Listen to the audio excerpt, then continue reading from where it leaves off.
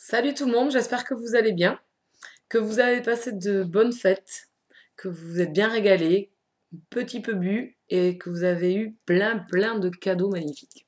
Voilà. En même temps, je vous souhaite donc une bonne année pour 2013, qu'elle vous soit le plus prolifique possible, que vous ayez plein de bonheur, etc. Et surtout que l'on continue à avoir de belles découvertes livresques et beaucoup de livres qui viennent rejoindre notre bibliothèque. Voilà. Je vous retrouve pour vous faire le bilan du mois de décembre sur mes lectures. Qu'est-ce que j'ai lu? Est-ce que c'était bien? Est-ce que c'était pas bien? Et à la fin, les derniers livres qui feront partie donc du bilan feront également partie du C'est mercredi que lisez-vous, puisque je ne vais pas faire deux vidéos le même jour pour raconter la même chose. Donc du coup, à la fin, je parlerai peut-être un peu plus des derniers livres, puisque je n'ai pas fait de vidéo, que les premiers où ils sont déjà passés en rendez-vous hebdomadaire du C'est mercredi. Bon, allez, on attaque. Un très bon mois de décembre, je suis ravie, c'était encore un mois génial. J'ai fait de très belles découvertes, de très bonnes lectures. J'ai eu des coups de cœur, une découverte de nouvelles sagas, j'ai adoré. Donc je vais vous en parler un peu plus après. Donc c'était vraiment génial, j'ai lu 12 livres, plus de mangas. Donc c'était vraiment un super mois. Je suis très contente. Qu'est-ce que j'ai lu? Donc pour ce mois de décembre, début décembre, j'ai lu donc Queen Betsy, le tome 1, Vampire et célibataire de Mary Janice Davidson aux éditions Milady, collection Piclet. C'était une lecture commune sur Livre Addict. Ce livre m'a été offert par Yumiko, qui aime beaucoup cette saga. Et c'était une saga qui me tentait depuis très longtemps. Je voulais vraiment découvrir Betsy, puisque tout le monde disait ouais, Betsy c'est génial, c'est extra. Donc me voilà partie dans ma lecture. Donc je savais très bien que c'était un peu une bimbo un peu superficielle, ça je m'y attendais, pardon. Mais un peu un mélange de Bitling Chiclit. Mais franchement, l'héroïne m'a cassé les pieds dans les 100 premières pages, j'en pouvais plus d'elle. J'en pouvais plus, même à un moment donné, elle se retrouve en haut d'un immeuble, je l'aurais bien poussée. Bon, elle en serait pas morte, c'est un vampire, mais bon. Donc elle est géniarde, elle est agaçante au possible.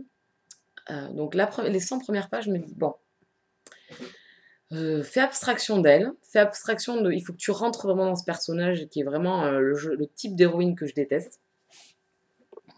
Et essaye de te régaler quand même. Et puis là, elle interagit avec de nouveaux personnages qui rentrent dans sa vie, puisque sa condition de vampire l'emmène dans ce monde assez obscur.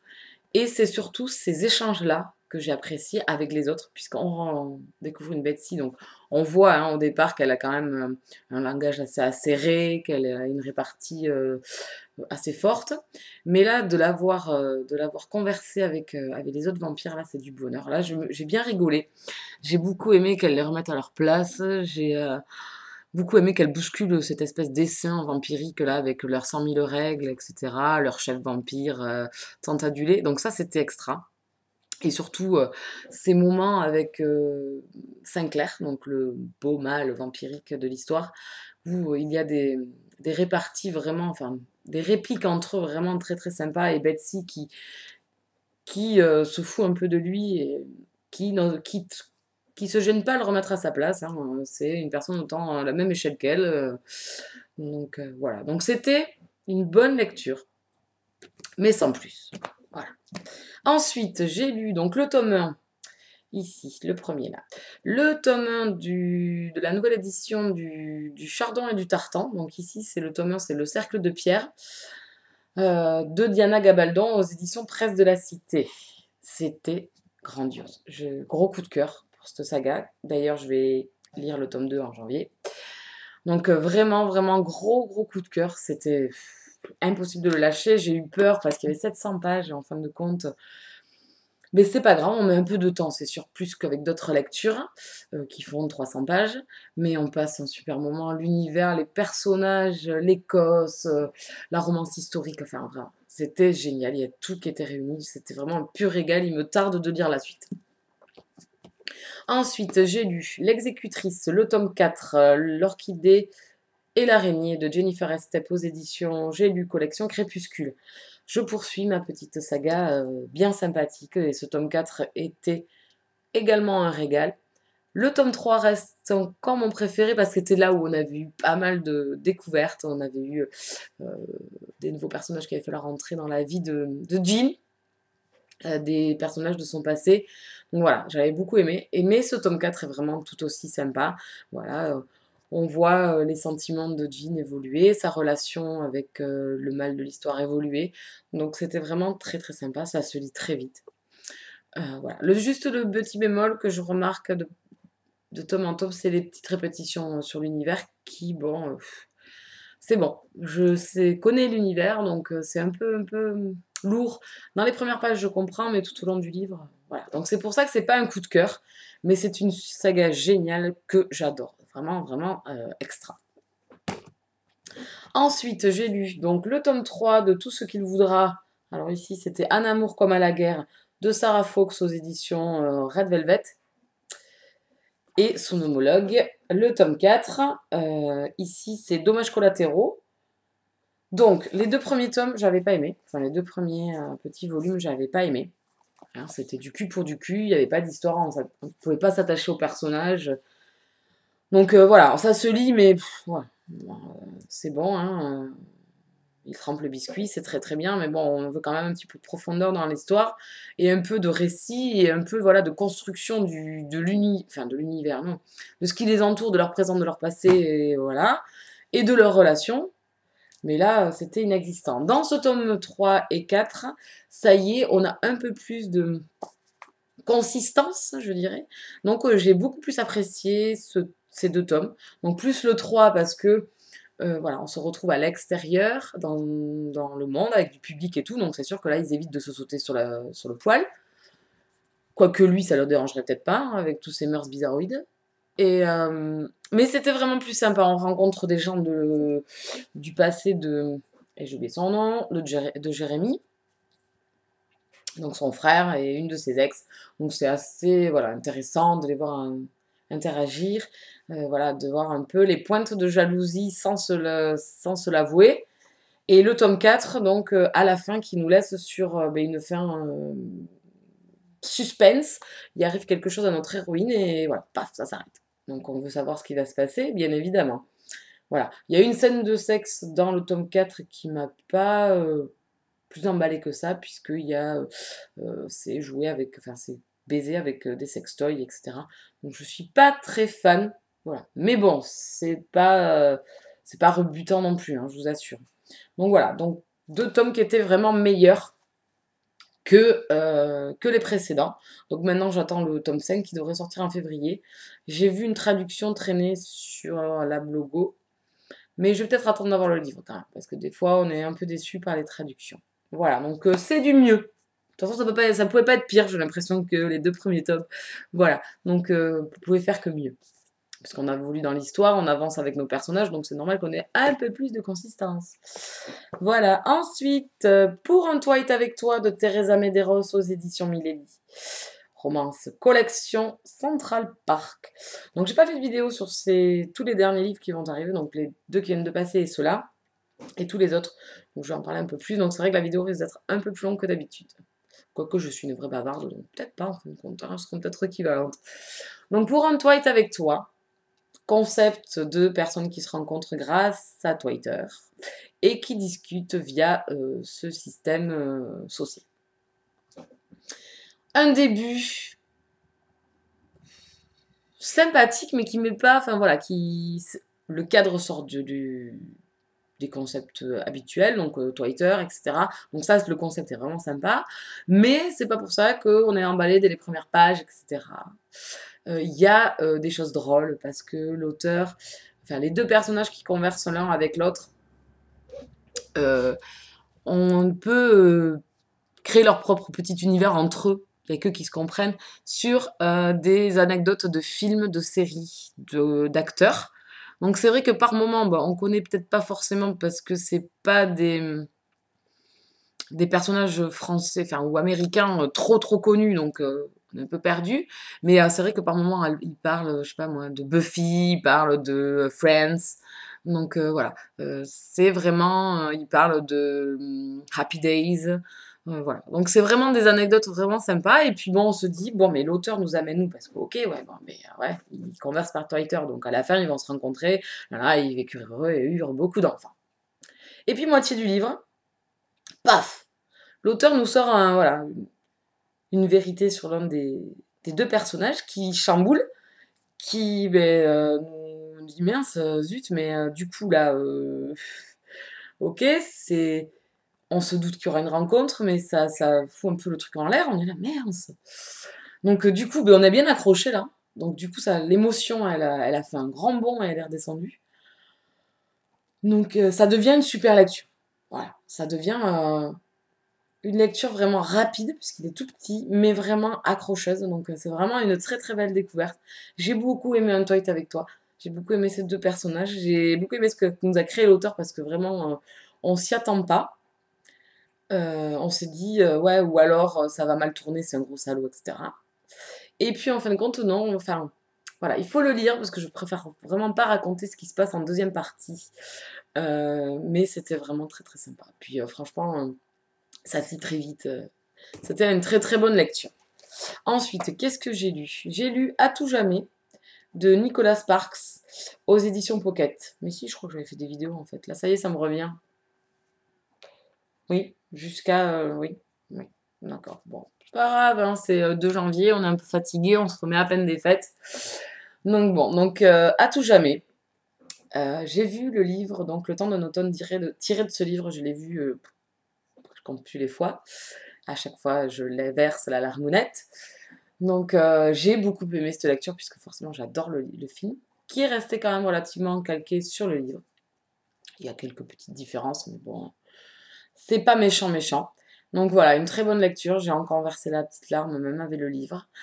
C'est tout petit et c'est vraiment extra, quoi. C'est Méline qui me l'a offert et je la remercie parce que c'est vraiment une belle romance. C'est sûr que c'est triste. Voilà, hein, malheureusement.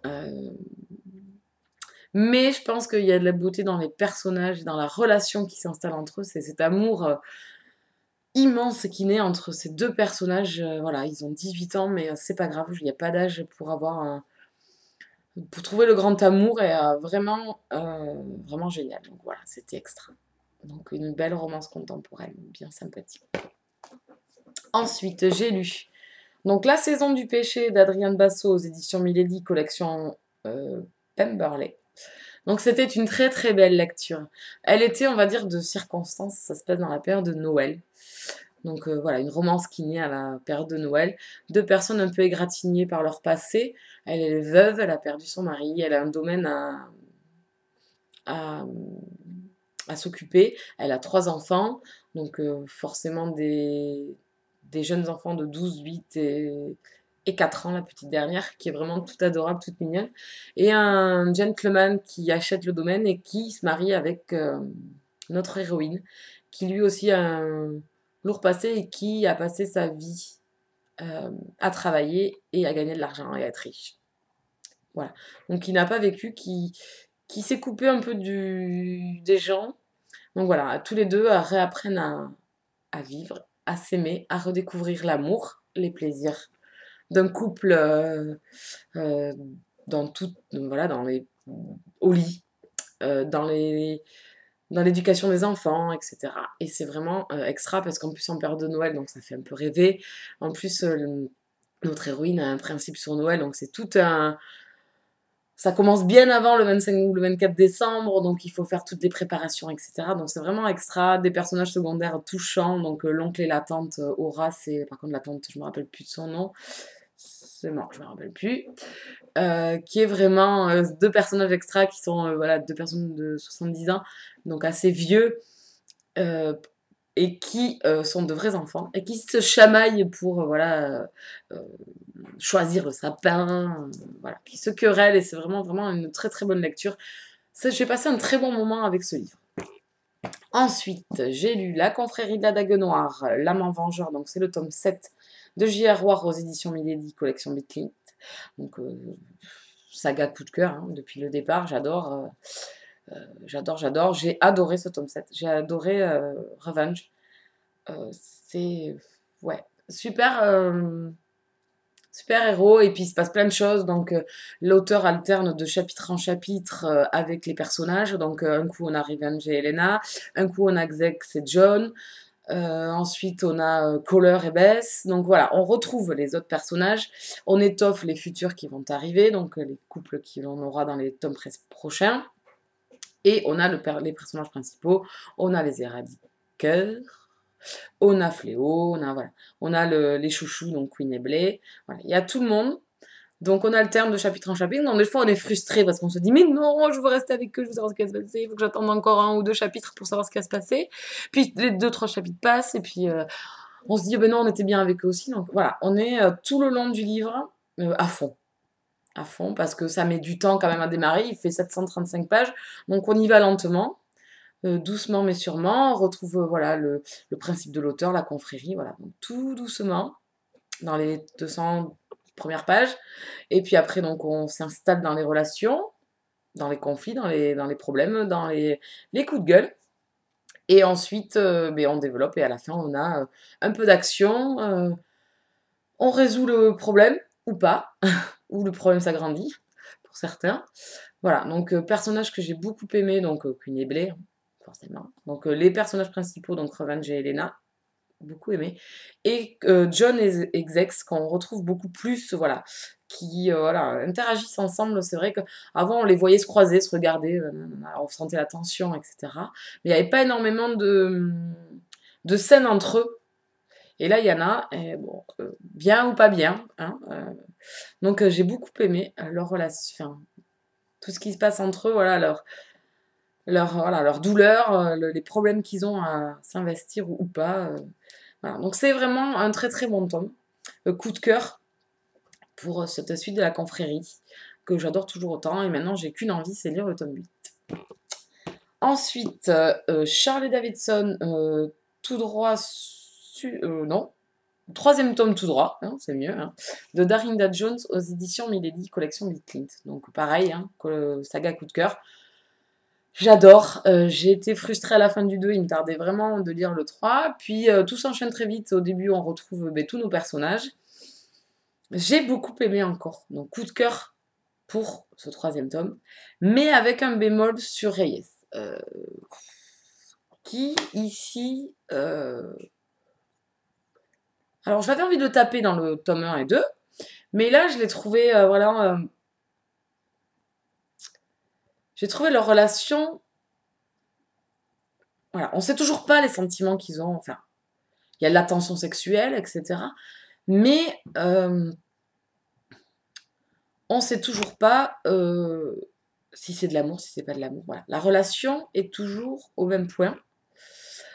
Par contre, Charlie rencontre de nouveaux personnages bien sympathiques, donc les motards, des espèces de motards voyous, c'est vraiment très sympa. Enfin, Charlie en elle-même est un personnage extra. Voilà, j'ai l'impression que l'auteur fait que les gens qui aiment Charlie et les gens qu'elle a autour d'elle finissent toujours par la trahir. Voilà, donc Reyes m'a énormément déçue. Mais je pense que voilà, ça me garde l'intérêt. Voilà. J'ai quand même aimé de ce côté. C'est difficile parce qu'on est à fond et on se dit, ben, c'est pas tout simple, mais enfin une héroïne et une romance, parce que c'est vraiment au deuxième ou troisième plan la romance dans cette lecture, qui est pas simple. Et puis il y a Sops, son collègue, son espèce de garde du corps, puisqu'il est engagé par son oncle pour la suivre partout. Voilà, il y a plein de personnages autour qui font qu'elle agrandit son cercle, mais qu'elle reste quand même profondément en retrait pour pas se livrer. Donc en fait, c'est pas trop à Reyes qu'on en veut, c'est à elle. Faut dire que bon, c'est vrai que les peu de fois où elle s'est investie et qu'elle aime, on l'a trahi, donc c'est son père, etc. Donc voilà, donc l'auteur nous laisse vraiment dans un troisième tome encore, vraiment loin de savoir où on va avec ses pouvoirs à elle, etc. Sur Reyes, qu'est-ce qui va se passer? Moi, franchement, je le sens mal. Je sens, enfin, il est le fils du diable et elle est quand même la faucheuse. Est-ce qu'à un moment donné, ils vont devenir adversaires? Ce qui, ici, par moments, le sont, puisqu'ils se fâchent assez souvent. Hein, ils se querellent, etc. Donc, je sais pas.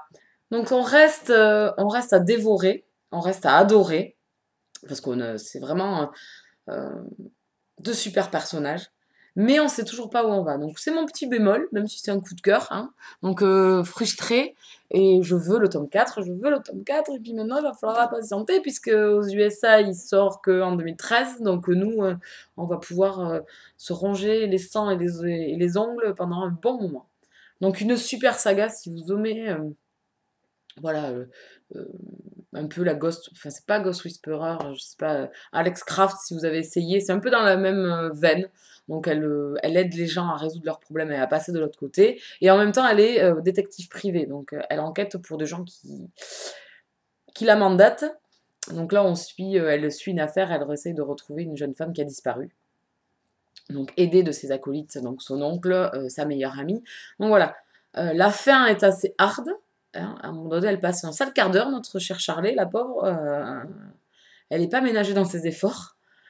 Donc on prend un virage à la fin du tome 3 quand même qui est sympa pour Reyes, pour la liberté des deux personnages à voir. Ensuite, j'ai lu Les Adversaires de Fabien Clavel aux éditions Le Cléoplaire dans la collection Pandore. Une très très bonne lecture. Alors, j'avais pas adoré Le Miroir aux vampires, mais alors ici, j'ai adoré l'univers qu'il a créé. Voilà. Les personnages. Alors, on a une jeune indienne qui s'appelle, et j'ai oublié son prénom, mais c'est pas vrai. Ah oui, Ayati. Pour ça, c'est pas très commun. Ayati, qui. Euh, et j'ai un trou de mémoire. Non, je sais ce que je veux dire, mais je le cherche. Qui, un soir, tombe sur deux personnes en train de se battre avec des épées. Et dans l'un, tuer un des personnages qui devient poussière. Et de là, la mythologie de l'auteur est mise en place. Donc on a donc Ayati, le personnage principal, Driss, un autre humain. Euh, ensuite, on a, je sais pas, 5-6 personnages principaux